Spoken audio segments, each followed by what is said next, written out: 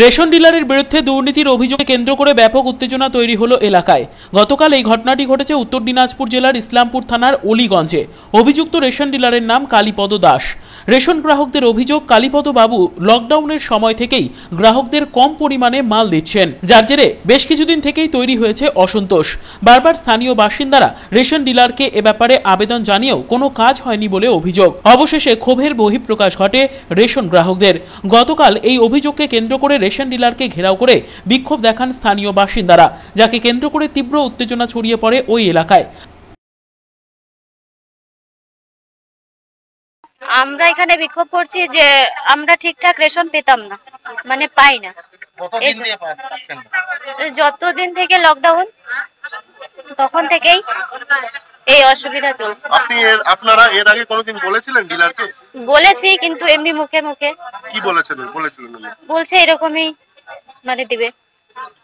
আজকে ডিলার কি বলছে? আপনারা যখন এখানে আসলেন ডিলার কি আসছে? এখন তো কিছু আমরা শুনতে পাইনি। আচ্ছা, আপনারা কি সাধারণ মানুষের পক্ষ থেকে করছেন না কোনো দল বা কোনো কিছু থেকে এখানে? আমরা সাধারণ মানুষ। খবর পেয়ে ঘটনাস্থলে হাজির হন সংগ্রামী গণমঞ্চের প্রতিনিধিরা। তারাও রেশন গ্রাহকদের পাশেই দাঁড়িয়েছেন। অভিযুক্ত রেশন ডিলার কালীপদ দাসের বিরুদ্ধে তীব্র অভিযোগ এনেছেন সংগ্রামী গণমঞ্চের প্রতিনিধিরা। এ প্রসঙ্গে শুনব সংগঠনের প্রতিনিধি সুজন কৃষ্ণ পালের বক্তব্য। 15 নম্বর এমআর শপ ডিলার আজকে দীর্ঘদিন ধরে এখানকার রেশন গ্রাহকদের যা সরকারি নিয়ম নীতি মোতাবেক মাল তা তিনি দেননি। তিনি বিশেষ করে 2014 সাল থেকে যখন থেকে ডিজিটাল কার্ড এনএফএস অ্যাক্ট অনুযায়ী শুরু হয়েছে, যার নিয়মে গরিব মানুষের খাদ্যের নিরাপত্তা দেওয়া হয়েছে দেশে, অত্যন্ত দুঃখজনক ঘটনা যে সবচাইতে গরিব মানুষের জন্য যে সরকার এওয়াই কার্ড বিতরণ করেছেন, যার পরিবার পিছু 35 কেজি করে মাল দেওয়ার কথা, ইনি এই এওয়াই পরিবারগুলোকে কোনোদিন তা দেননি। কার্ড পিছু যে 5 কেজি হিসাবে দেওয়ার তার থেকেও 2-3 কেজি করে কম দিয়েছেন। পিএইচএইচ এসপিএইচএইচ কার্ড যাদের, তাদেরও টোটাল প্রাপ্য যা তার থেকে 20 থেকে 50% পর্যন্ত কম দেন।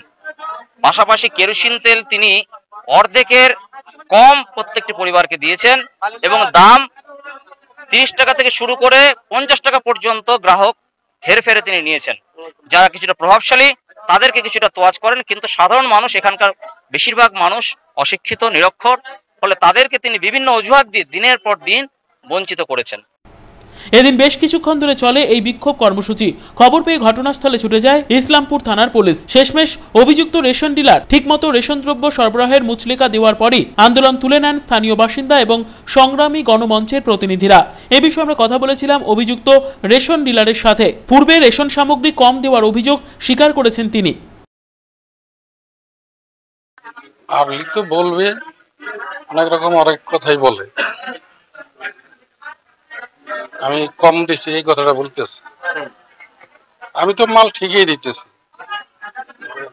একদম সরকার থেকে যা নির্দেশ আছে তাই দিচ্ছে। হ্যাঁ, 10 কেজি চাল, 10 কেজি এক একটাই পার পিস কাটে।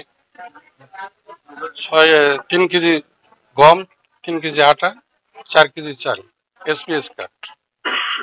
মানে এখানকার যারা সাধারণ মানুষ আছে তারা অভিযোগ করছে যে লকডাউনের সময় থেকে আপনি ঠিকঠাক রেশন দিচ্ছেন না। এখানকার মানুষের অভিযোগ এবং সংগ্রামী গণমঞ্চের যারা নেতৃত্ব আছে তারাও অভিযোগ করেছে। যদি বলে তাহলে তো করার কিছু নেই, আমি তো ঠিকই দিতেছি মাল। 35 কেজি চাল দিলাম তো। না, আপনি তো মাল ঠিক দিতেন, অত ঝামেলা কি করে হইতো? অত লোকজন কেন জমায়? আপনি ঠিকঠাক দিলে আমাদের এতগুলো লোক ধরেন না, এই যে এতজন মানুষ আজকে এখানে জড়ো হয়েছে, আপনি বলুন না যা বলো। এতজন মানুষ যে জড়ো হয়েছে তাদের একটাই দাবি যে তারা ঠিকমতো রেশন পাচ্ছে না। আপনার কি বক্তব্য বলতে পারেন খোলা? আমার কি বক্তব্য, আমি তো ঠিকই মাল দিয়ে যাচ্ছি। যা নির্দেশ আছে তাই দিচ্ছে। এখন তো আমি ঠিকই মাল দিচ্ছি। আগে কম দিতাম, আমি 1 কেজি ফ্যামিলিতে 1 কেজি কম দিতাম। পুরো বিষয়টি খতিয়ে দেখছে মহকুমা খাদ্য নিয়ামক দপ্তর। দেবব্রত চক্রবর্তীর রিপোর্ট, কুলিক নিউজ, ইসলামপুর।